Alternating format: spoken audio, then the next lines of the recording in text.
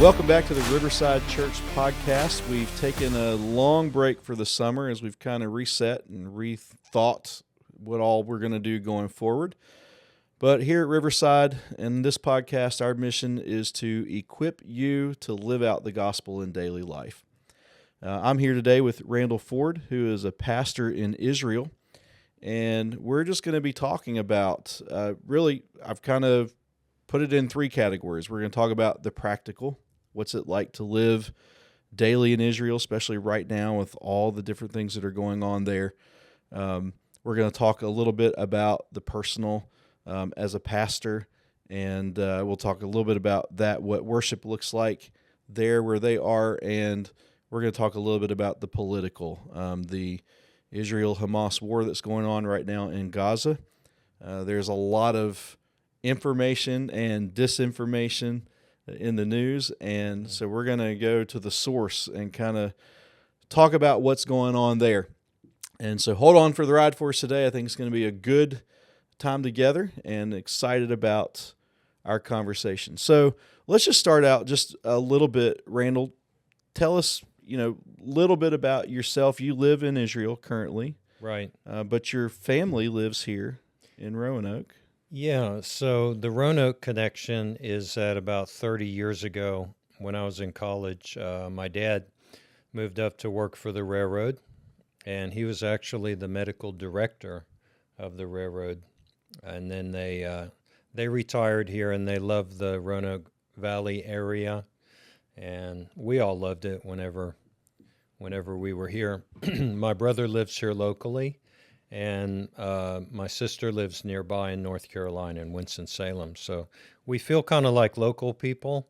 And one interesting thing that happens here is after I speak in a church, folks will come up, because I'll come back. I've been back more frequently lately because Dad hasn't been feeling well, unfortunately. And we've had several helpful discussions about that, Brian. Thank you. So I'll come back and I'll share something about Israel and what's going on. Then people will say, "So are you living in Israel? Or are you?" So I guess they expected something else or an accent, or I'm not sure, Brian. But we're kind of in two worlds that way. Sure. Now you speak English and Hebrew fluently, right? Yes. And when I was growing up, I learned a bunch of German too, and then took it in college. So languages are one of my things, but the two I speak really well are Hebrew and English. My wife's a lot better. She's got Russian in there too. Cool. So one of the things, we hear when we read the news here in the U.S. and Israel's involved, it's almost always when something big happens. Mm-hmm. And usually it's negative. An area was bombed, or you hear a lot about rockets going into Israel, but we don't see a whole lot about what it's like to live in the day-to-day. So can you describe kind of what daily life is like for you in Israel? Sure. Well, one thing to remember, I grew up in a Christian family. So I grew up with the pictures from the old Bibles of camels and dry deserts and what people think of as the Middle East. And that's a picture you have to kind of, let it be shaken from your mind a little bit, because Israel's a highly developed country, one of the most prosperous in the world, a great economy. I think we're listed as an emerging economy like Brazil and Singapore. So it's a very advanced place to live, but as someone once put it, if you scratch under the surface and get into people's hearts and the way they think, it's the Middle East. Mm-hmm. We kind of have this dichotomy, and then that's also strengthened by the fact that there are different kinds of Jews, or different areas the Jews came from. And Jews from the Middle East, called Sephardic Jews, so their grandparents or their parents were born in Iraq or Syria or Morocco or something like that. They're going to have a different way that they grew up and that they think than what many of us think of in North America as Jewish, kind of a Western Jewish, what we call Ashkenazi. And that means a Jew that originated originally from Germany, so Northern Europe. So you have that kind of dichotomy in the way people think and act, and we're about half and half. So that's that helps to explain this kind of under the surface thinking. Yeah, so you don't have to get on your camel or horse to ride to the grocery store anymore. No, we've got a car. We don't have two cars, so we don't have one per person like you might have here. But Israel's a much smaller country, and that's like almost every country in the world. When you don't live in the States, you can't picture something being close because it's only 3 hours drive away. Mm-hmm. That's a very American thing. So we do have that where you drive an hour to Tel Aviv and you're just tired and you don't know if you can do it. It's late at night. You've got windy roads. Can you do it? So that's something we experience there that I wouldn't experience here. Mm-hmm. Now, with all of the, in the midst of the Israel-Hamas war, with Hamas launching rockets into Israel, which honestly, that's not new. That's been happening for decades, really. Right. Is there a sense in which many Israelis live under that constant threat, or has it just become a part of the day-to-day and they have a sense of security?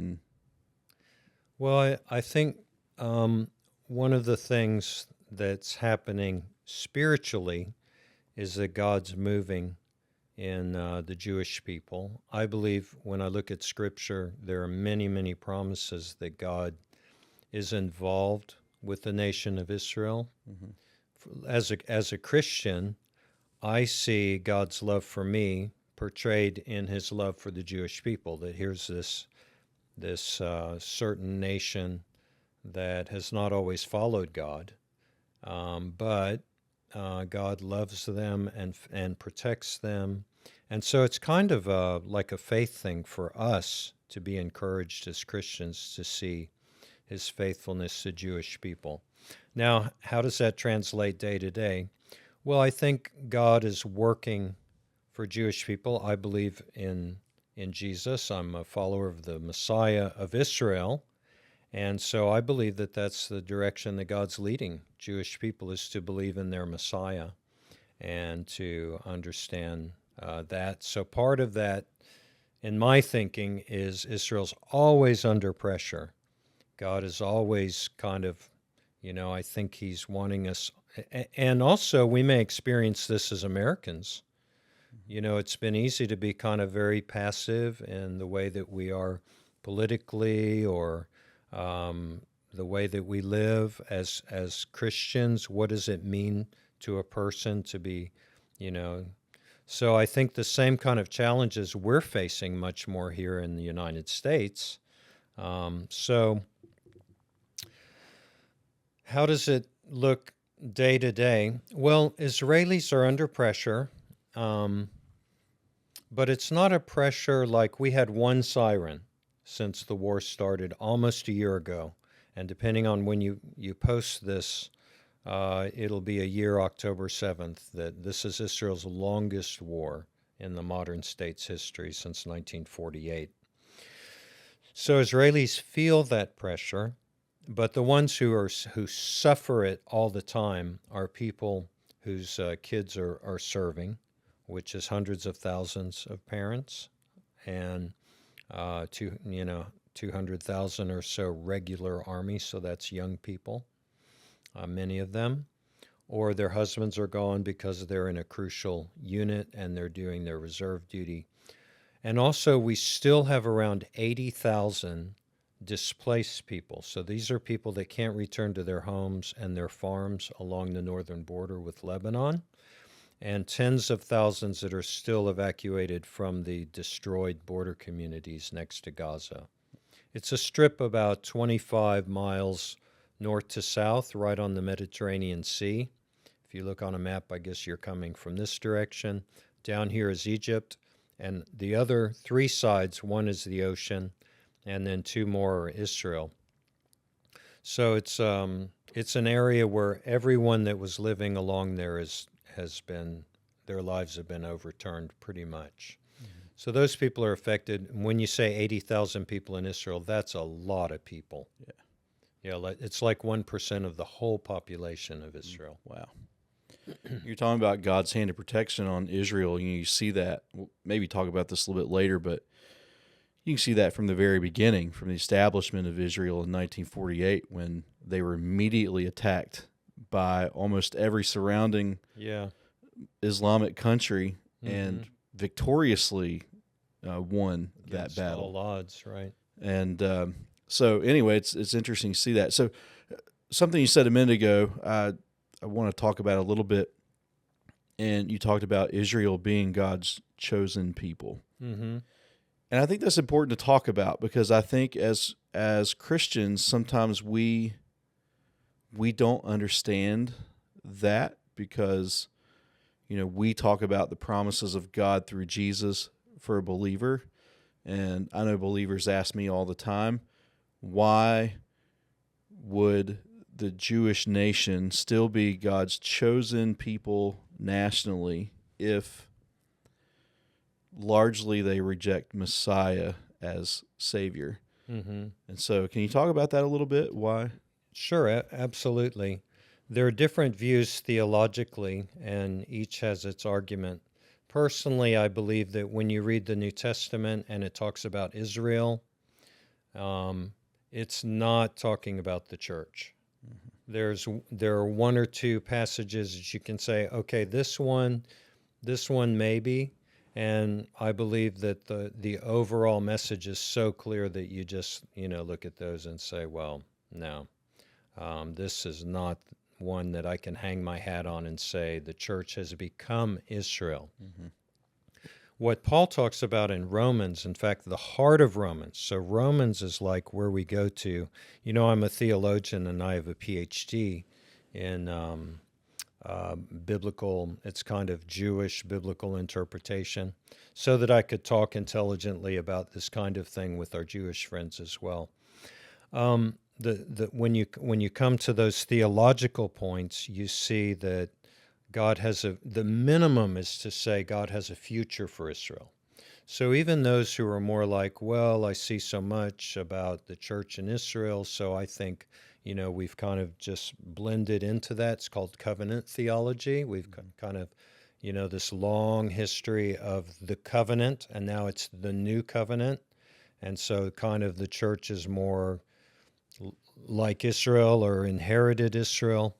So the minimum for that view is that God has a future for the Jewish people. Mm-hmm. I take a much more maximalist view, which is that God has two peoples that are chosen. He has the church, which is true believers in Messiah, and he also has Israel that he's never let go and never given up on. So back to Romans, Paul writes about, if we think about the gospel and, what is salvation, we get so much from Romans, right? All have sinned and fall short of the glory of God. These kinds of scriptures. Well, the heart of Romans is Romans 9, 10, and 11. And Paul is just so clear there. He says, the most dramatic statement of all is he says, I wish I could go to hell for my people. Mm-hmm. And you can't come in there and argue and say, well, he's talking about the church and Israel. It's so clear in those passages that it's physical Israel. Mm-hmm. One question that comes up about that is, what is a Jew? And don't be confused, because Jews talk about this too. Who's a Jew? Mm-hmm. So the Orthodox would have a view that it's a person that's born to a Jewish mom, which is interesting. It's kind of developed over millennia, because the biblical view was a Jewish father or really a Jewish parent made a person Jewish and being attached to the nation of Israel. The feasts and circumcision was often a way that a person would convert to Judaism. Jewish kind of markers were keeping a kosher diet, circumcision, and the Sabbath. But really, Judaism is national and racial, but also religious. So that's how God has used religious Judaism to keep the nation, to remain. Mm-hmm. Because if you married and you were from, you couldn't eat with your parents unless you had a kosher kitchen. So, or you couldn't travel on Shabbat. So that's going to affect your whole family. I hope I answered Yeah, no, your that's question great. there, Brian. Yeah, and this isn't a loaded question, I'm just asking your opinion. So would you consider when the Bible talks about the faithful remnant that preserves the whole, would you consider believing Jews the remnant that the Bible is talking about that preserves the whole as God's chosen people? I'm not sure, because I think a Jewish person that believes in Buddha is still Jewish, Yeah. even though they're not observant of Judaism. Yeah. And we may be like more biblical in a way that we live than they would be, Yeah. like with our values about family and life and so on. But they would still be Jewish because they're, born in a Jewish family. It's that confusing national let me, plus maybe I need to word that a little bit better. What I think I mean by that is that God holds to his. I think back to Chronicles, the story of Elijah, where God talks about he has not rejected Israel because there is a number of faithful. Mm-hmm. And because of that number of faithful, God still holds true to his plan for the whole because there's a number of faithful who are believing. And I guess that's kind of the question I'm asking: is that or am I missing the boat there somewhere? Well, I see where you're going with that. We would, as evangelical Christians, or you could say Bible believing Christians, we could think of it as believers in Jesus that are Jewish, so they might be a faithful remnant, but I think the rest are still Jewish. Yeah, absolutely. So, excuse me. So Elijah, he was talking about, he was in despair, and he says, well, I'm the only one left and everything. And then God says, well, no, I have 7,000 more. But it does bring us to an important point, which is, are God's promises unconditional? And that's something that can be confusing for non-Jewish believers like myself, like maybe most of us that hear this, is that God's promise for Israel nationally are, I believe, unconditional, to do with the land of Israel. So God promised the land, Psalm 105, 8 through 11, the covenant with over the land with Abraham, which is Genesis 15 through 17, and God, like this very dramatic ceremony that God enacts while Abraham's kind of out of it and asleep, or God walks through these pieces of an animal, which was a common way to enact a covenant. So it was a way of saying, if you don't keep this covenant, this is what's going to happen. Apparently, that's the main way scholars see that part. So God gives these great promises to Abraham, and then he enacts it. Abraham doesn't walk through the pieces. And that's to do with the land. Now, where we can get confused as believers in Jesus is there isn't, we don't believe in a dual covenant for salvation. So if you come and argue with me, well, the Jewish people have suffered so much, they have, and also there's been such a misrepresented gospel to them. There has often been even persecution by the elements of the church, even probably real believers that persecuted Jewish people and might even do so today. Very abhorrent behavior. So but that doesn't enable me to make the argument that Jews can be saved or have a covenant of salvation through the atonement of Jesus or some other way. I don't really believe that. I believe that Jesus is the single atonement for Jews or non-Jews. Yeah. And we'll talk to our Jewish friends about that too, if that comes up. Yeah. Good. So let's segue a little bit into some just personal what it's like to worship in Israel, because you're a pastor. You're a Gentile pastor, but your lovely, beautiful wife is a Jewish believer. Right. And so what does worship in a Messianic context look like and I don't know exactly what the congregation you're part of is, whether it's an entirely Messianic congregation or if is it geared that way, kind of a Messianic style worship? Well, we would call ourselves Messianic, and that's how we kind of identify. There have been different descriptions over the years of Jews that believe in Jesus or are part of this thing. I'm not a lead pastor of a congregation. We've just been kind of pitch-in pastors and servant pastors because there are many congregations. Just by the way, that's an amazing phenomenon of modern Israel, is that when I was in Israel previously, there were 4 Hebrew-speaking congregations in Jerusalem, for instance. Wow. Now we probably don't have any idea how many congregations there are.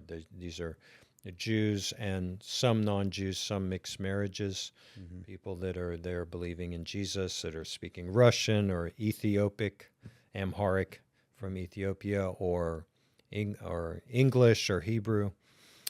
So that's an amazing thing that's happened. Messianic worship runs the gamut. So we have on the one side of the movement, we have what we call orthopractic, which tends to be more like I would call it, and I don't mean it disparagingly, but we're not part of this, so a little as an outsider, I would say it's Jewish wannabes. So this is a person that's will only meet on the true Shabbat, which is Saturday, Friday night to Saturday. And we need to keep a kosher kitchen in some way, and we need to, be much more like Judaism. Usually that kind of service would have a lot more liturgy, and the, kind of a prayer service. I've never been one for really long church services, so, it's harder for me to have that kind of service. Now, we talked about this the other day, that Christian churches, even the ones that say we don't have liturgy, we do have orders of service, and those are usually published on a piece of paper in the evangelical churches I was in. So that's the one side. The other. So is that a kind of a blending of the Old Testament law and not law as much as the festivals and trying to incorporate that into the church in a Christian context? Is that what a lot of that is? In Israel, the Jewish calendar is a given. Okay. So that's something that doesn't work as well in the U.S. because, if we're not in a city with a large Jewish population, we may not even know that it's Yom Kippur, the Day of Atonement, when God said Jewish people forever should keep this as a solemn day and fast and afflict themselves. So we keep a Jewish calendar because the whole country's keeping a Jewish calendar. But when we were in the United States, we also kept Jewish festivals because we were in New York and it was a much more Jewish context. But we don't really see the Shabbat as having to meet on a Sabbath. So the problem for the really orthopractic, the really kind of more liturgical, law-based observance, is it's not just biblical observance, it's rabbinic. So much of Jewish, the synagogue worship and the prayers are from the rabbis. So you have tons of scripture. So next to, our faith and the New Testament and things that we believe, it is the most scripture-based, worship. And Jews believe in one God and in God who's a Father, okay? we understand it in a way more deeply, I think, as believers in Jesus, because we have Jesus as part of this relational thing where he's the Son, but he's God, so there's more of a relationship, but Jews believe in God as a father, whereas Islam doesn't have that. Islam has one God, but he's not really a father figure. He's quite different. Yeah. Yes, so biblical Judaism would be different than what Judaism really is today. There's a lot of evolution there. Yeah. When you come to that issue as a Messianic Jew, a Jew that follows Jesus, then you have to kind of pick and choose. So what are you going to keep?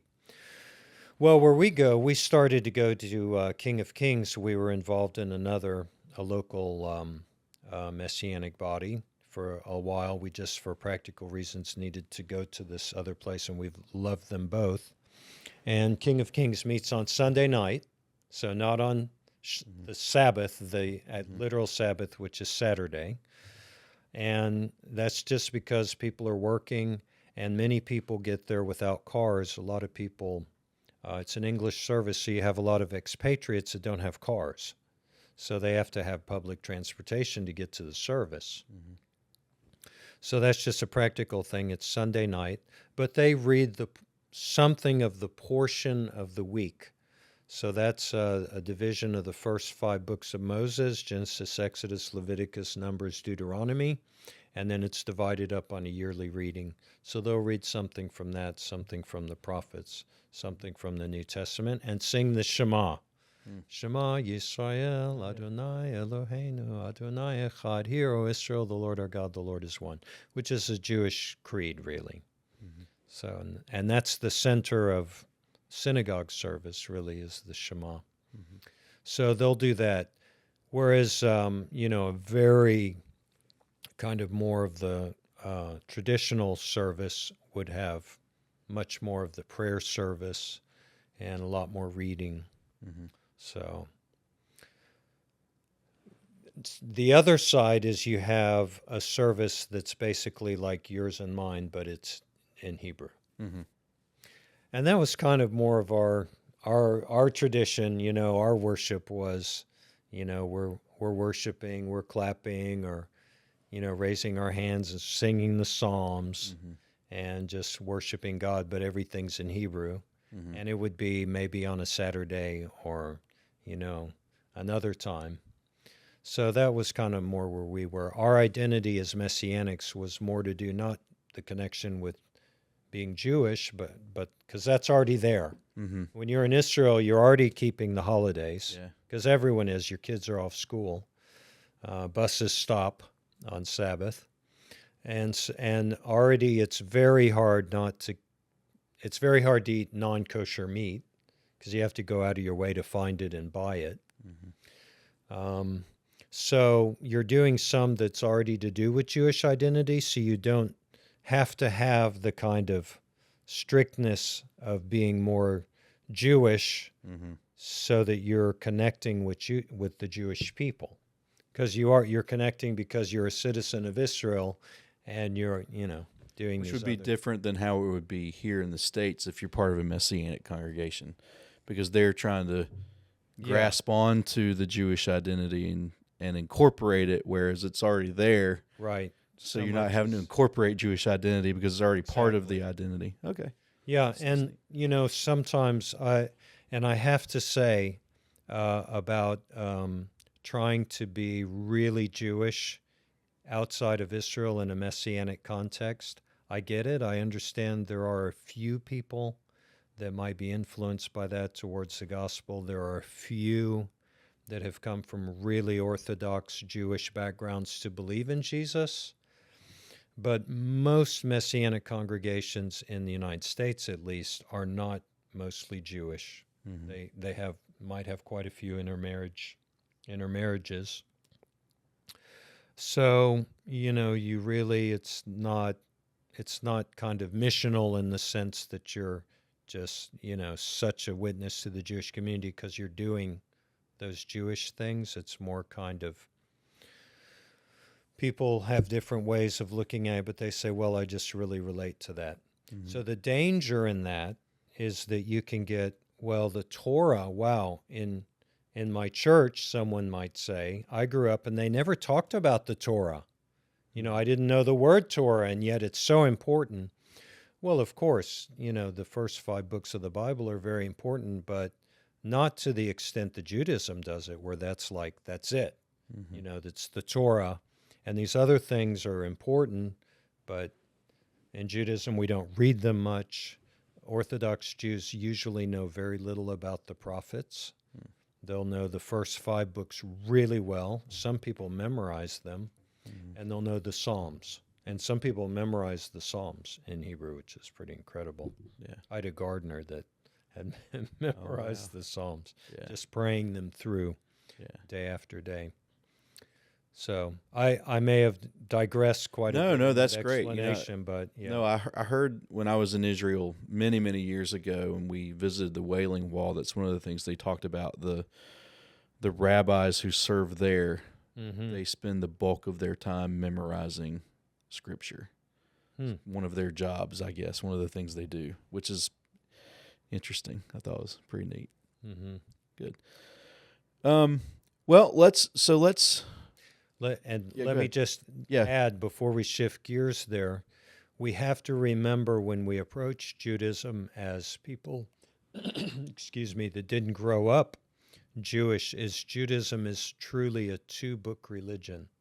And for Orthodox Jews, it's their inspired scripture.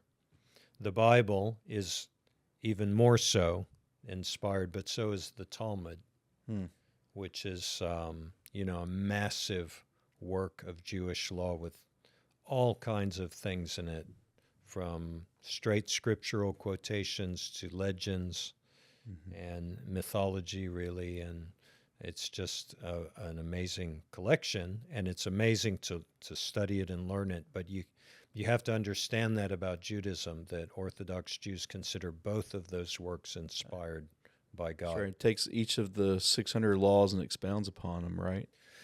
Or is that? Yes, it does. It's not strictly so. Yeah. But yes, it starts with an earlier work called the Mishna, which was put together, codified, or collected around 200 A.D. So the Mishna would be a lot of the underlying things that Jesus was dealing with. Many have studied that, how relation between things that Jesus was saying and what we can see in Judaism, which is very important, by the way, and very helpful. And then the Talmud takes that smaller work and makes a giant commentary on it. Okay. So that's the 2 components of the Talmud. Good. Anything else you want to talk about worship or Jewish worship or? Well, I think we need to find something that speaks to our hearts, and I understand where people say, well, that's the Torah. The danger is if we become overly Torah-focused, which I personally believe is a fault of Judaism, and I would say that to my Jewish friends, if we were talking about the topic, you can become overly focused on one part of the Bible.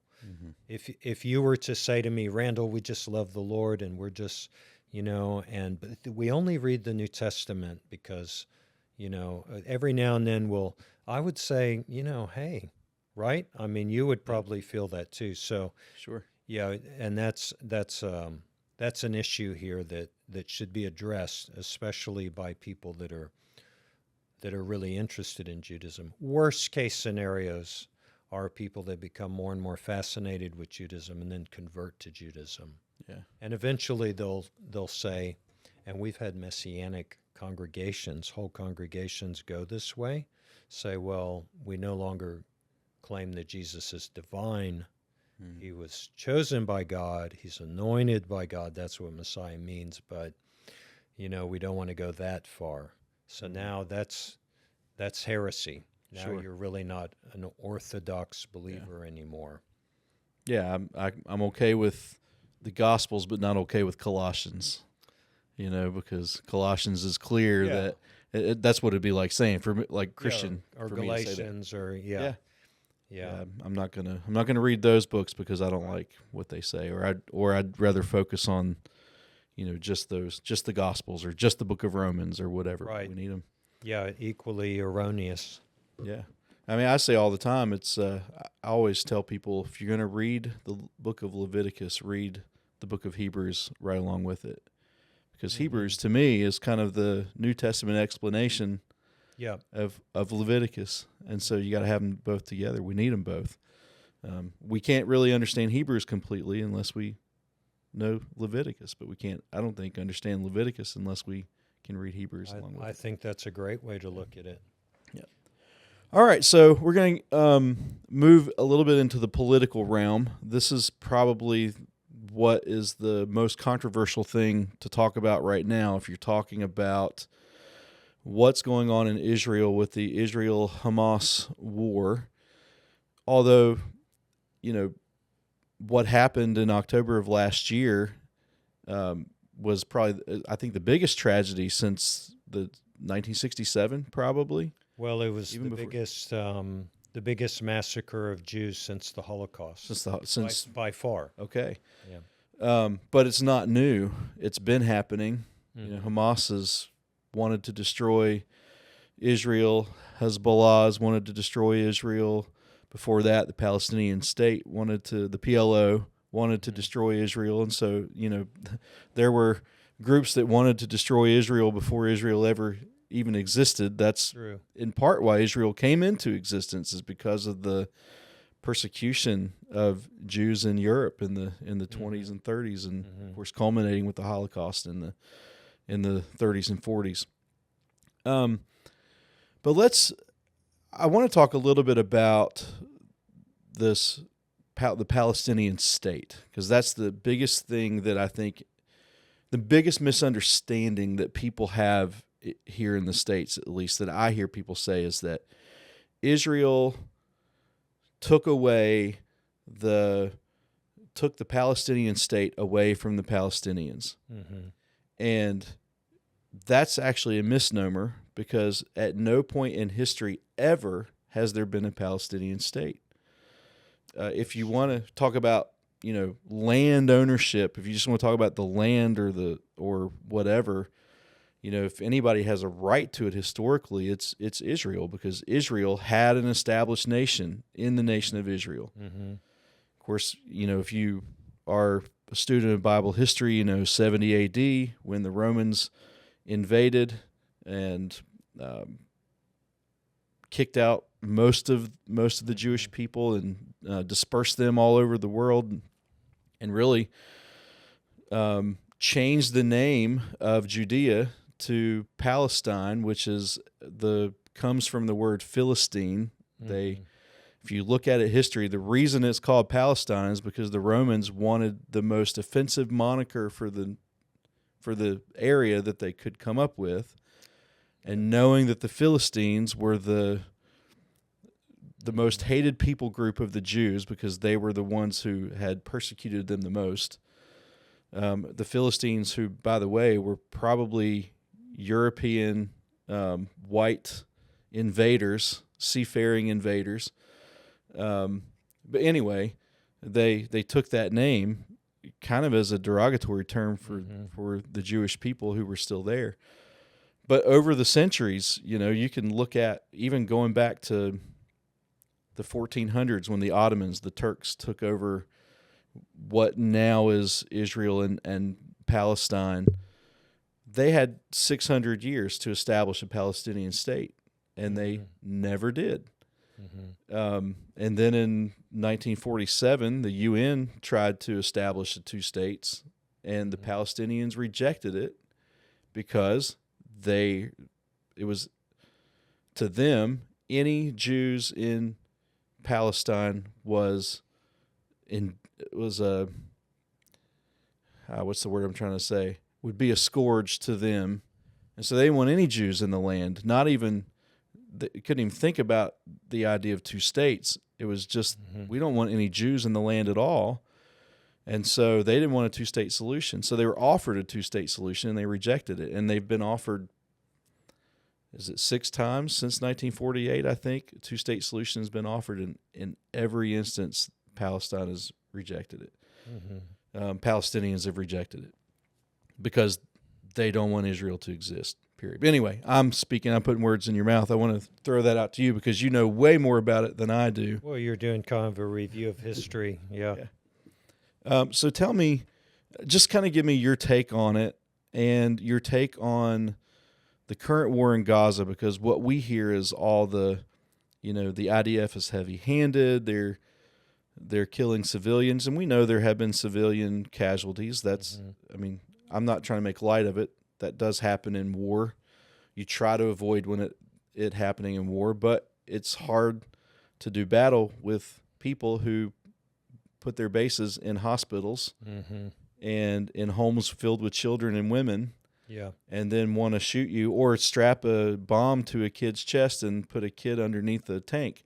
And so it's hard to avoid that when that's kind of what you're dealing with. But anyway, you know more about it, so kind of expand on well, that. Well, you covered a lot there in your kind of introduction to the question, Brian. Thanks very much.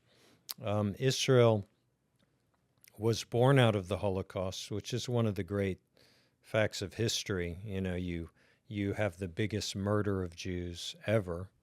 It's not the new genocide because there was attempts at genocide in the Bible that we can read about. Moses and under Esther in Babylon. But the Holocaust was just this emotive thing that happened and that America was very involved with because we came in towards the end of the war. And then, our soldiers were some of those that discovered these horrible camps where people had been starved and tortured to death or murdered outright. 6 million Jewish people. And 6 is probably conservative because those are the ones that, they're lists of names. And because the Germans would list people on their trains and, so we have lists and we have people's families and how many children there were and people that, Jewish people that anyone could just meet that lost their grandparents or, we grow up with our grandparents and aunts and they're like, no, I didn't have any aunts and uncles because everyone's, So this is the Holocaust, and when the Holocaust was going on, there was a lot of sympathy for the Jewish people, and then there was kind of a philosophical movement toward people being national, to have national homes that had to do with language and religion and stuff like this that led to our modern times. So there was a movement towards having a Jewish state. As you mentioned, the Ottomans were here when I say here, sorry, I live in Israel, so the Ottomans were in Israel and a lot more of that part of the world for 500 years, but they never did anything to develop the land. In fact, they built one city when they were there, which is Beersheba, right towards the end of their reign. At the beginning, they did build a lot, and they renovated, so they were incredible builders, Suleiman the Magnificent, and, when he first took over, modernized Jerusalem for that time. So when you come to the 1940s and this horrible tragedy, Jewish people needed a place, and then there's this historical connection. Well, something people forget is the transition, which was the British. So the British had captured the land from the Turks in 1917 in World War I. It was just part of the whole movement in World War I. And yes, they were very colonial, and they divided up the Middle East with France. Before even the war was won, they had already divvied it all up. And that's where we get our modern states like Iraq and Syria and Lebanon and Israel. And Israel was going to be much bigger. So the British went to the United Nations and they received a mandate. So their government was called the Mandate Government. And the mandate was to create a Jewish state in Palestine, which was the name for that region. And that, as you mentioned, Hadrian started because he hated the Jewish people, and it had always been called Judea. So he wanted to get rid of, Judea. He didn't like that, so he went with Palestine in in Latin, came up with Palestinian. We still use it, unfortunately, in our religious textbooks today. Mm-hmm. So, 1948, the British were tired of the mandate, and they had tried to compromise and appease, which is the same mistake being made today in the Middle East. The Middle East doesn't do well with appeasement. It does well with respect for force. Everyone knows that has studied modern Middle Eastern history. So the British said, we're done with this. It's 1948, and here's our proposal, the United Nations, a two-state solution. That's where the term comes from, is from the British and the end of the mandate. So they're like, okay, we're going to divide it up, and we've had all these committees meeting and different papers and different studies, some of them that thick, and we've done all this, and so here's our proposal. By the way, Jerusalem's not going to be either. It's going to be international. It's not going to be Jewish. It's not going to be the new state of Palestine for the local people. So, and by the way, that was a historical misunderstanding. There weren't really a Palestinian people. Palestinians were Arabs that lived in the area under the Turks. And you can prove from history that there's a massive immigration starting at the end of the 1800s. And really it was because Jews were coming back to the land, so there's all this need for infrastructure. And many Arabs moved there, and the British were there later. So because one of the things I read historically is prior to 1948, while Jews were a minority in Israel, they had all the money. Palestinians may have owned some of the land, but they didn't have any money, and so all the infrastructure was the Jewish people. All the power, in a sense, was the Jewish people who were there, because they were the ones who were really providing the stability. Anyway, sorry, I didn't mean to interrupt. Well, it's a discussion, so thank you so much. Well, that wasn't the intention of the Jewish people. The vision of Theodore Herzel, the modern father of Zionism, was the Jewish people would come back, and then that would just get everyone else like, whoa, this is awesome. Hey, we like this. The Jewish people are bringing us some more advanced education from Europe, and training in agriculture and manufacturing. So we're gonna adopt that too, and we're gonna modernize. So that was really the vision of Theodore Herzl. But as you mentioned, there's a rejectionism. I do want to say about Palestinian, while there wasn't really an Arab-Palestinian identity, there is now. So Palestinians are Arabs that are kind of local in Israel. Another really big thing, by the way, is that we have 1.5 million, almost 2 million Israeli Arabs in Israel that are full citizens. In fact, there was a rescue today. There was a rescue of a Bedouin Muslim man who's an Israeli citizen that was captured during the massacre on October 7th, and they rescued him. So Jewish fighters went in and risked their lives and rescued this man from his captors, his Hamas captors in Gaza today. So Palestinian would be something that many Arabs would now be kind of local, and they've, are part of the country and very sort of political and national. But it wasn't in 1948. So getting back to the mandate, the British said, we're tired of this, we're giving it back. We can't. So here's our proposal. And the United Nations voted for the Partition Plan. Well, that was a great victory for Jewish people who had wanted their own homeland and national identity and national political standing for status for 2,000 years, but a tragedy for the whole Arab sector, who rejected it outright and said, absolutely not, we'll never have a Jewish state, will drive them into the sea. Which, by the way, reminds us of the chant these days, from the river to the sea, meaning no Jewish Israel at all, just an Arab state, from the Jordan River to and we the had Mediterranean Sea.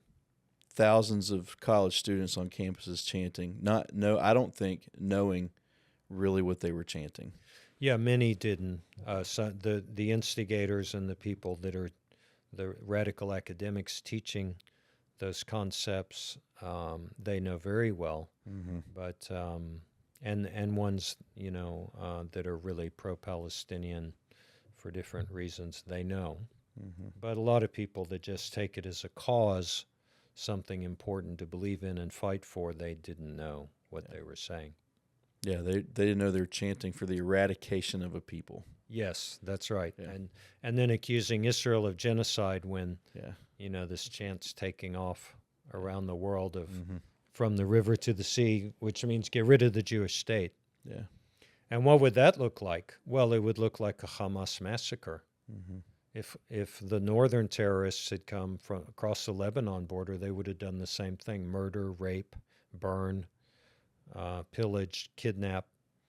Unfortunately, this is non-Western ways of fighting. And Islamic, it goes back to the Quran and also the Hadith. You can study this in the Hadith that Muhammad actually allowed his men who were hesitating to rape when they were capturing women who were not Muslim, to rape them in front of their husbands. And Muhammad, basically, according to the Hadith, which is tradition added on to the Quran but believed in by most Muslims, is that was okay to do, and they shouldn't be worried about that. So unfortunately, that's part of Islamic warfare often. So when you go back to the question of Palestine, Israel gleefully accepted the plan in 1947, November of 1947, voting in New York at the UN. And the Arabs absolutely rejected it, including the local Palestinians, who were underrepresented. They weren't, they were just one of several Arab forces that attacked Israel and lost. Basically, they lost. Had they accepted the partition plan, the Arab sector would have gained much more. And really, they lost the statehood because there was never a Palestinian state, as you say. Mm-hmm.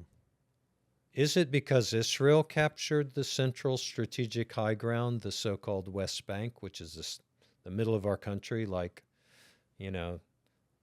looking up at the mountains? I talked about the Shenandoah Valley for us locals, the mountains, that would be them. Mm-hmm. Was it? No, it was the Jordanians that captured that, not Israel, in 1948. Jordan came across, they said, we reject this whole plan.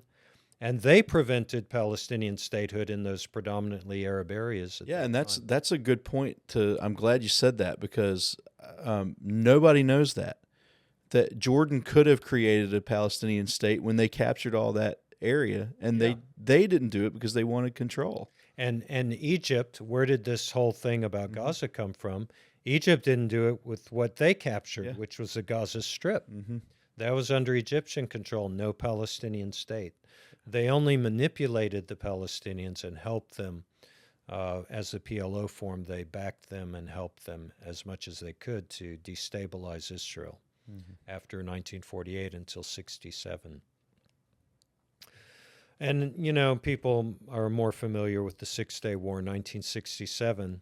What a lot of people don't know is Israel was facing annihilation, and Israel was digging mass graves for Jewish casualties, tens of thousands of casualties in Tel Aviv, expecting 40,000 casualties maybe, because Egypt was going to attack, Jordan was going to attack, Syria was going to attack, modern weapons from the Russians.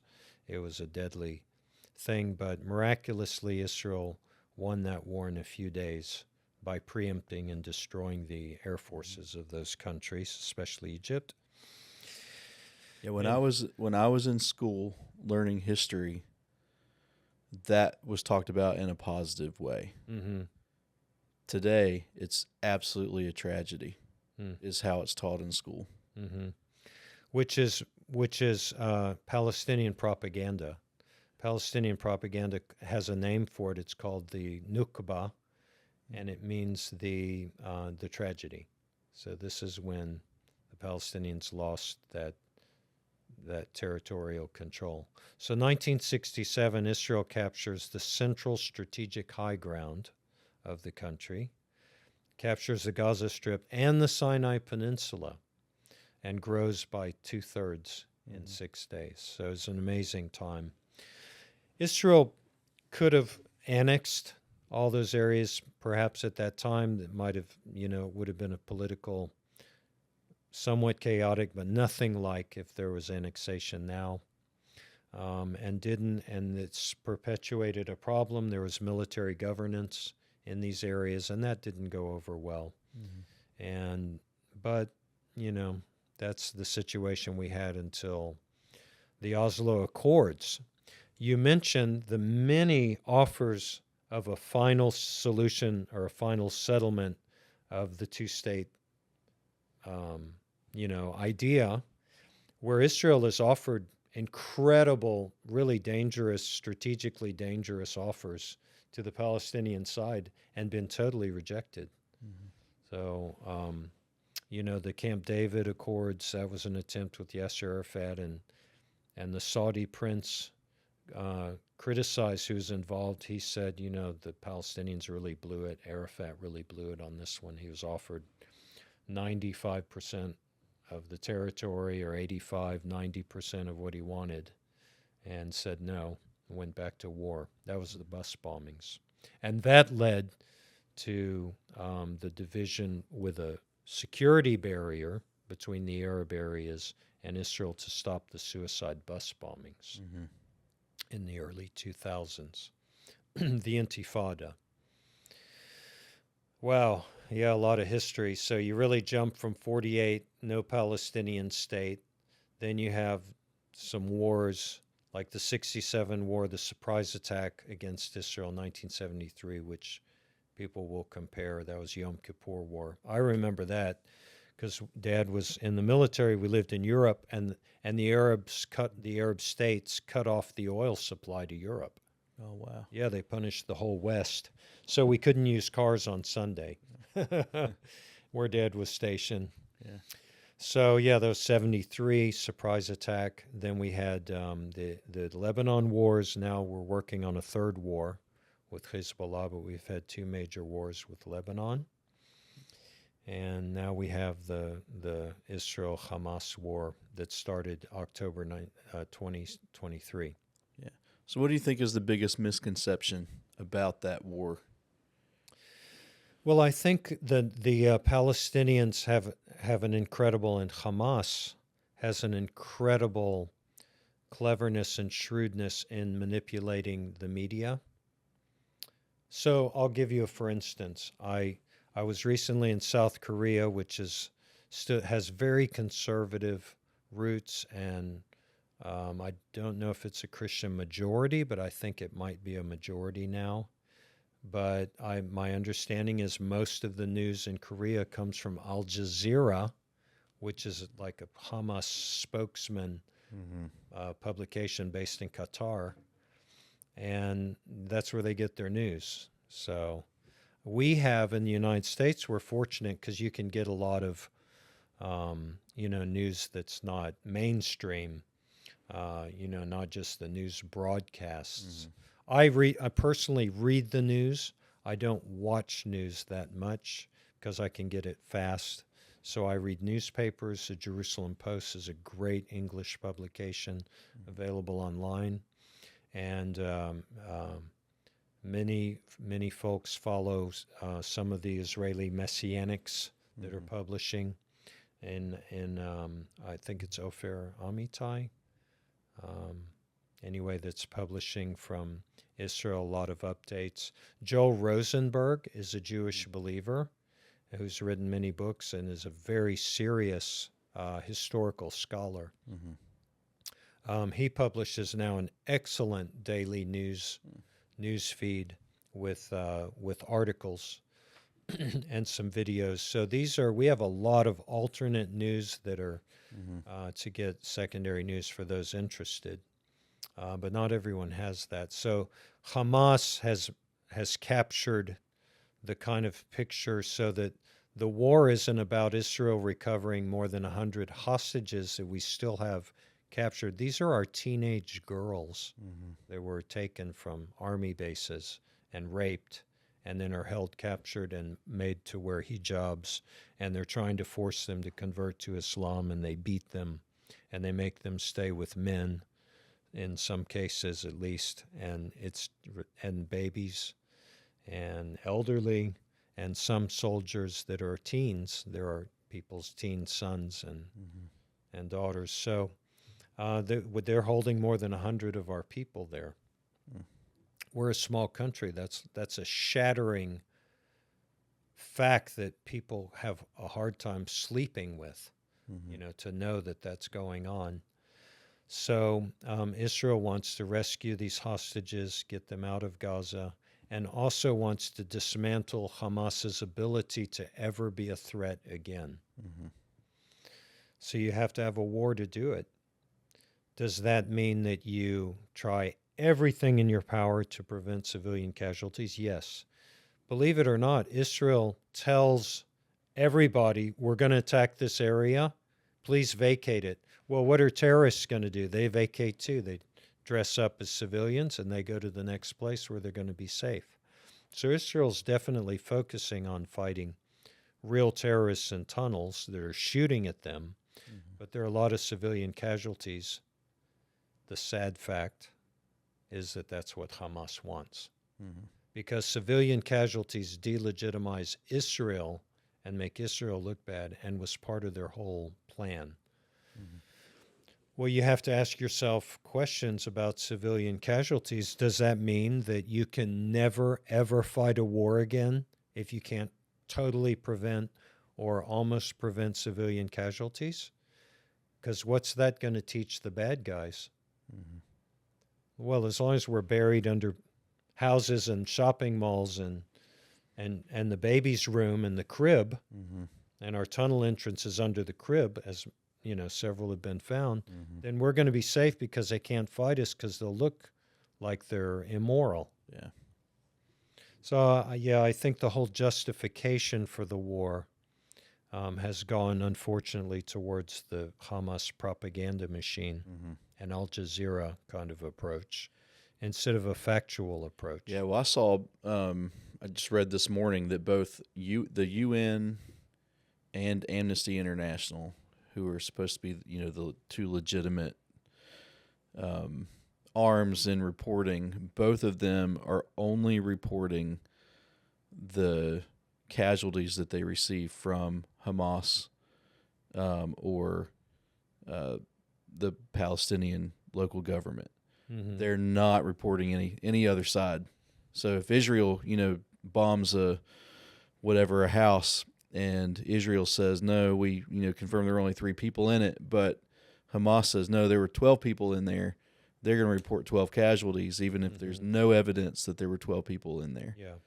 Yeah, the current figure is something like 40,000 civilians, 40,000 Gazans killed, and almost 100,000 wounded as of August 2024. But what's really sad for so-called objective news services is all the news services know that those are Hamas figures. So if you look at, they'll say Hamas Health, they say Gaza Health Ministry. Some of them will say the Hamas-controlled Gaza Health Ministry, but most don't say that. So everyone knows that's doing media, original facts. They know that those are Hamas-produced figures. So first of all, they may be inflated by double. We might have only had 20,000 killed. The other thing that's known by the news services producing the news is that Hamas is publishing their fighters or terrorist figures with the casualties. It's not like a secret. Everyone knows that. Yeah. So if you've got 20,000 casualties, well, let's say it's 25,000. Israel says they've killed close to 20,000 Hamas terrorists, and they have names.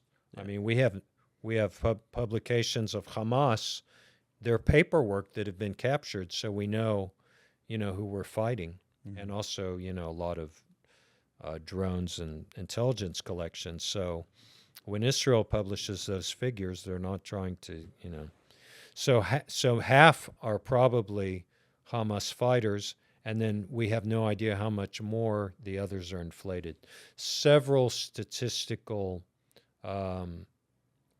statisticians, professional statisticians, have published exposés about Hamas figures.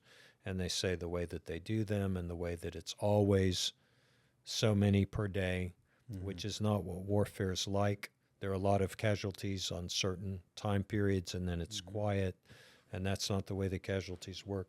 The UN itself, about a month ago, maybe 2 months ago, they suddenly cut in half their own figures they were publishing for women and children that had been killed in the fighting. Oh, wow. They halved their own figures. Yeah.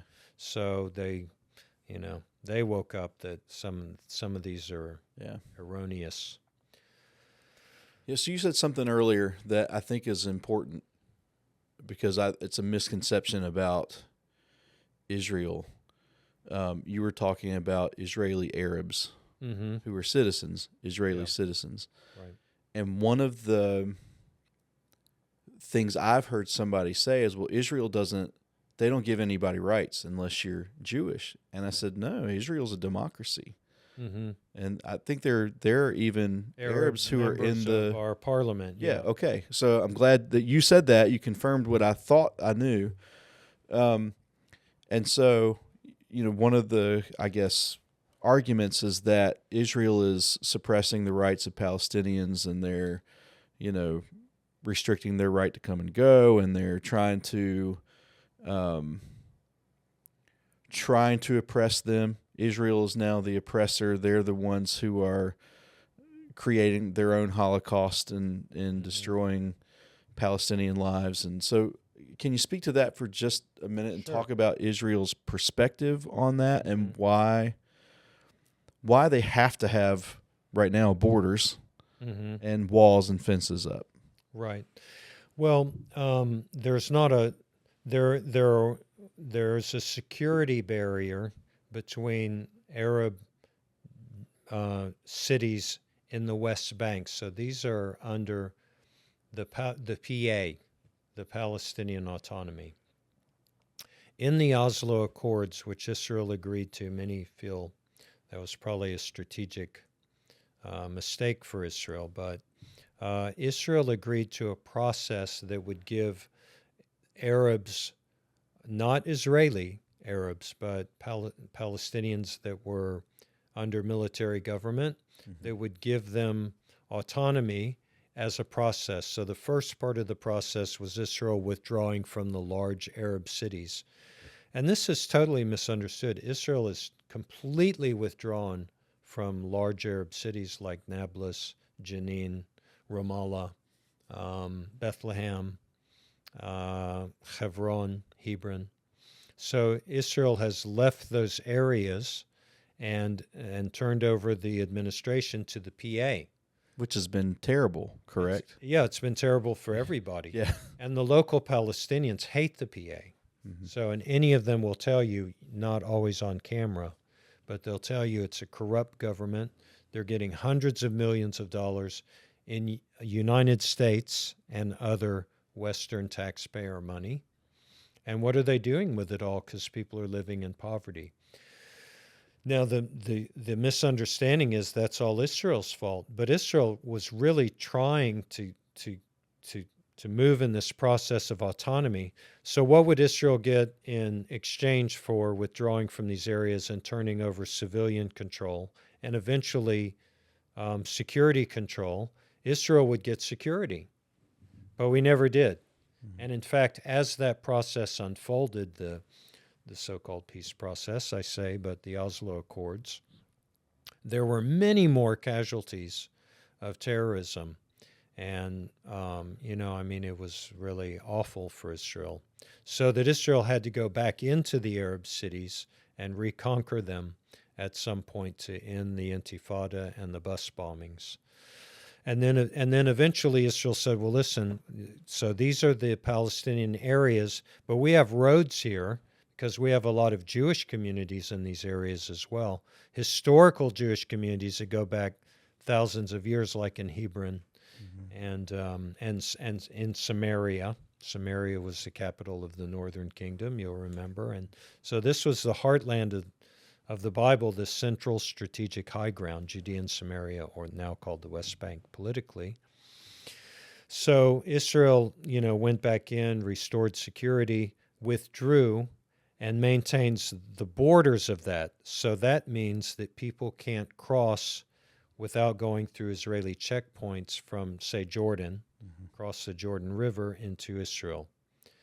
Where they did cross from another state into a Palestinian-controlled area was Gaza. So wherever that's happened, that's exactly what Israel feared. Hamas has been arming themselves and spending most of their money on buying weapons and explosives and building tunnels and infrastructure to fight Israel under civilian communities. So Israel there are in some places a wall.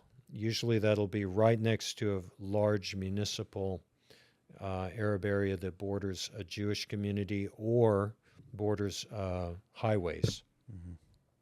But you can drive down many highways, and we have an Arab town right next to us, and we're in a town that's over the Green Line or part of Judea in the so-called West Bank. It's just a sleeper community for Jerusalem. And right next to us is an Arab town where Lazarus had his home, called Al-Azariah, after Al-Azar, Lazarus. That's right next to us. We don't have a fence. We don't have a wall. People could walk right across into our neighborhood. They can't drive across, they'll have to go through a checkpoint. But how many people that are listening to me have wished that they lived in a gated community? That's what we're talking about. We're not talking about laws against Arabs or something like that. So that's been another catchword, apartheid. And there is a separation between Palestinian Arabs under the PA, who are supposed to be moving towards autonomy, but that's really failed, and the PA's lost control, and it's run by Arab gangs now. And that's different from Israeli Arabs. So we have about 20% of our whole Israeli citizen population is Muslim. And, that's a rapidly growing demographic. And they have the largest Israeli Arab city is Nazareth. So something like 75,000. Most of those Muslim. So we have large Arab cities. Israel, as I mentioned, just rescued a Muslim Bedouin man who was an Israeli citizen. He was rescued from Hamas. And they tortured and killed Muslims, too, that they captured. So they didn't, you're Muslim or, you're Palestinian. They just, it really upset the Bedouin. Sure. So what happens with... there are a number of Palestinians who are Christian. How do they get stuck? I mean, they're kind of stuck in the middle, I guess. Yeah. Especially for like a Christian here, we're talking about these folks who aren't on board with what Hamas is doing. Hopefully they're not anyway. I mean, they're faithful, believing Christians. They happen to live in Palestine. How do you love them and support them while also supporting Israel through all of this? Well, I think that's something we have to be careful of as those of us that believe in the promises of God for the Jewish people and are praying for, modern Israel and standing with Israel in the media war and that kind of thing. We don't. That doesn't mean we hate Arabs. Yeah. And if people talk like that, it's wrong. We love everybody. So I think a similar situation in the U.S. Whether they're Christian or Muslim, right? Yeah. Yeah. We love people because God loves them. Yeah. And God, we believe that Jesus died an atoning death and would have done it for one of those people, just like he did for us when we didn't follow him. So we need to love everybody, and that includes Arabs and Muslims, and now the story of Christian Arabs is very tragic in modern times, and the Arab Christian population is dwindling. So we have less and less that are Israeli Christian Arabs, and we have many less and much more dwindling under the PA. So they were actually persecuted and still are. I have a friend in the Bethlehem area, and I won't mention his name, but I asked him, because now Bethlehem is 75%, maybe 80% Muslim, since especially since the return of that area to Yasser Arafat by Yitzhak Rabin some years ago, as the Oslo Accords were unfolding. It's now Muslim, and I think Islam targeted that area because of the traditional Christian values. It's no secret that some Christian young women have been forced into marriages with Muslims there. And it's also, you can just look at the celebrations of, there was a celebration of Jesus as a Palestinian that was just it was awful and politicized. And then the Palestinian government, which is majority Muslim, they canceled Christmas celebration, which is a big source of income and publicity for the Christian community still there.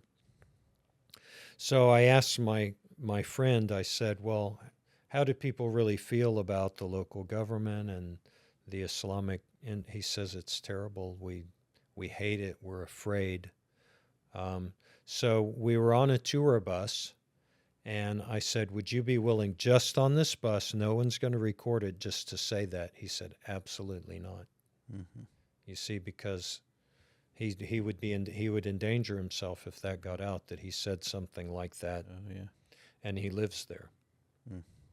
So it's very sad about the Christian community. I think some misguided Arab Christians were big proponents of Arab nationalism and wanting a Palestinian state and thought they'd do better, but it's actually gone really badly for them. Yeah. I want to say something, though, about Christians in Arab lands. There were some places with really big populations still of Arab Christians. ISIS attacked some of those communities some years ago.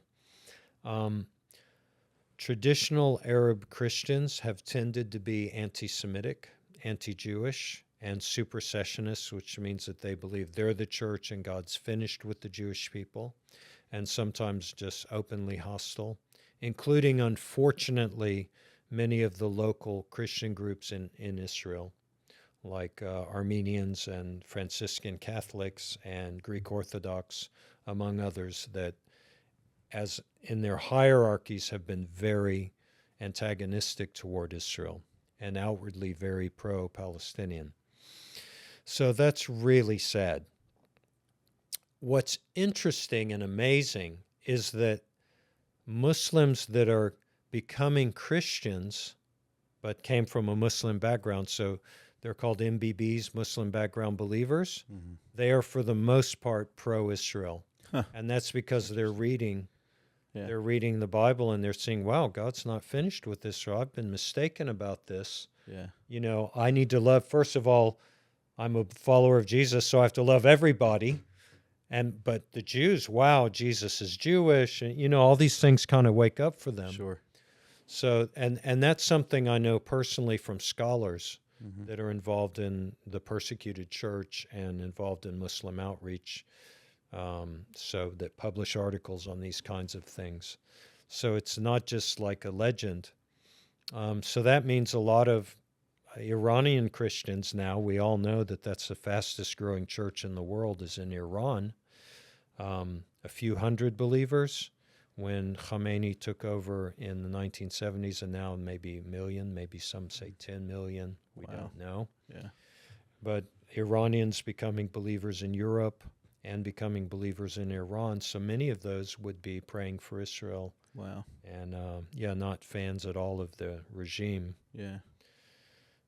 Interesting phenomenon, right? Yeah, absolutely. And I guess one you'd expect from the power of the gospel. Yeah, that's it. Now, from the Jewish side in Israel, you have a lot of people that share those concerns and are like, man, we as Jewish believers need to make sure that we're building bridges with Arab Christians. Mm-hmm. And so there are many different projects that are bringing Arabs and Jews together, especially youth.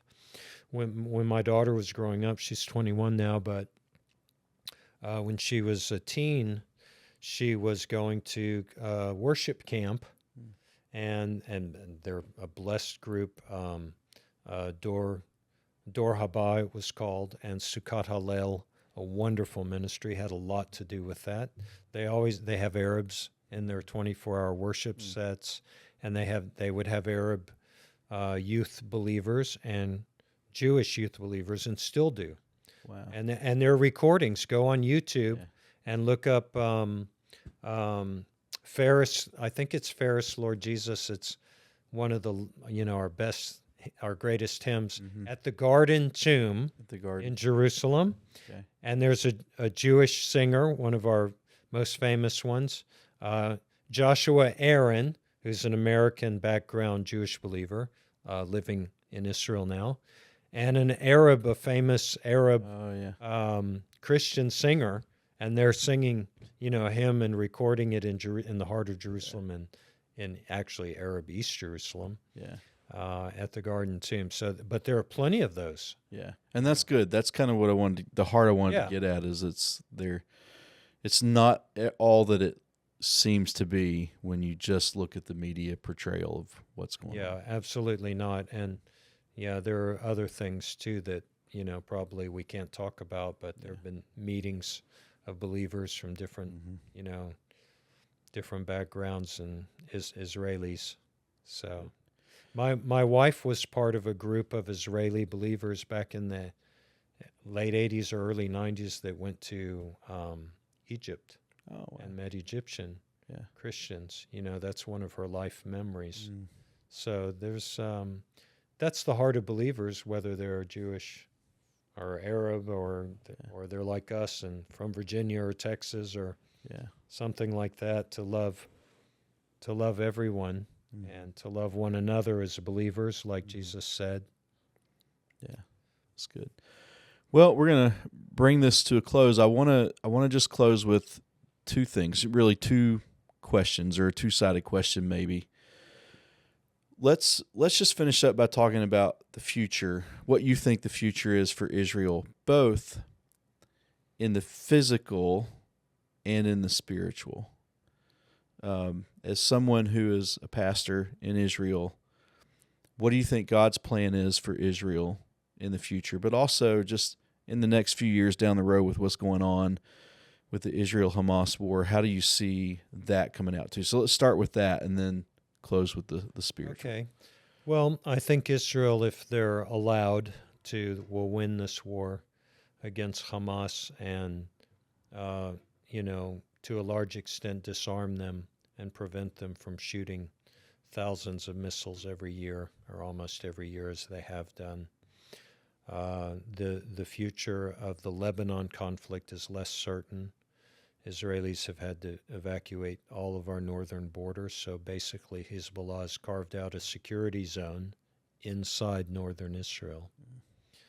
So nobody knows. Maybe our upper echelon of leaders have a strong idea how they're going to end that and return our communities and displaced persons.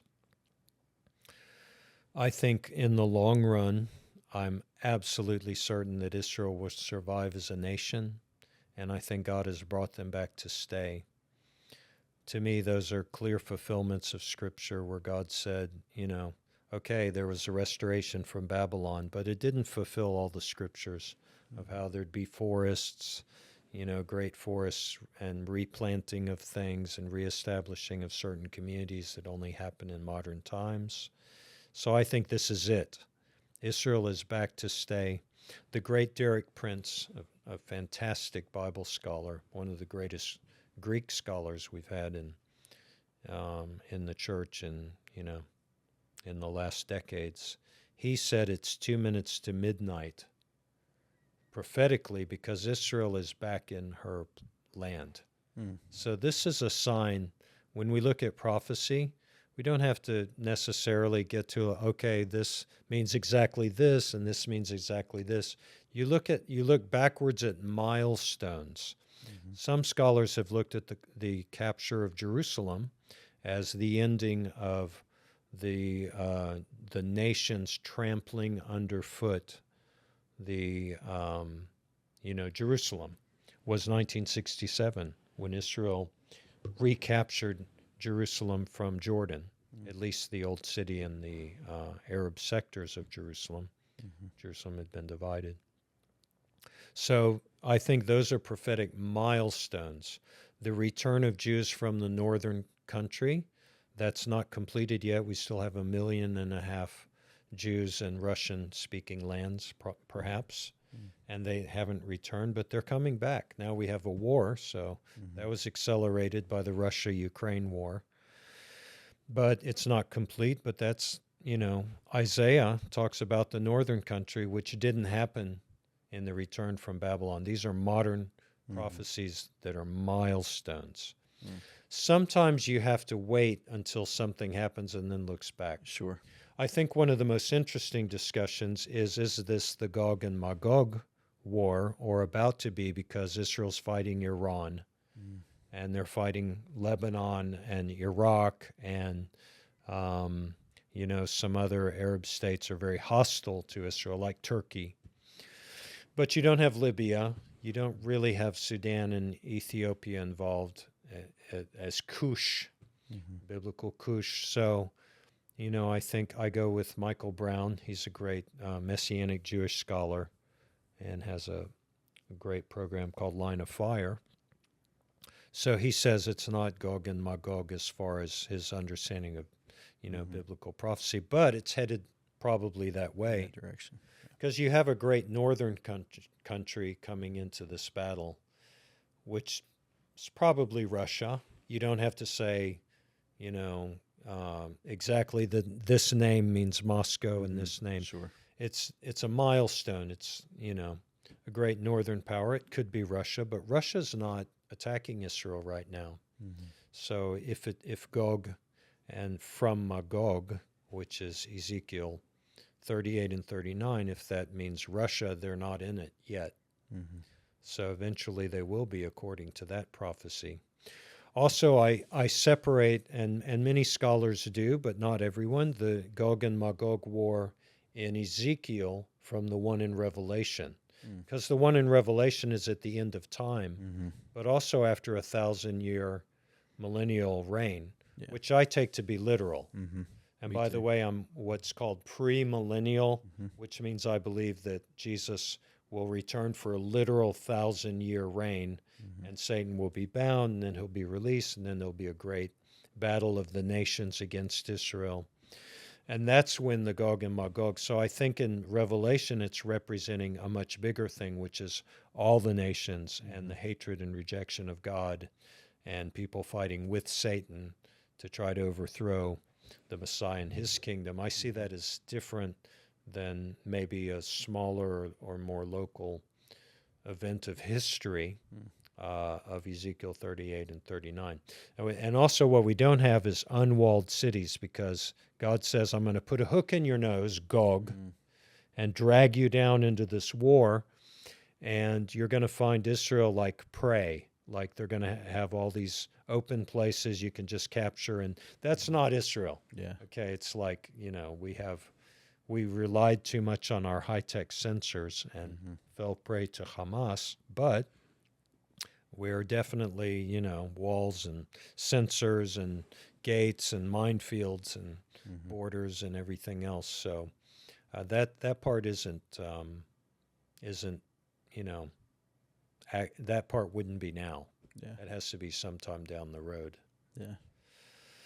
Will Israel make some agreement with the Palestinians and have a Palestinian state? I think it's It's too difficult to say, but most Israelis are conservative, and the Hamas war just made us more so.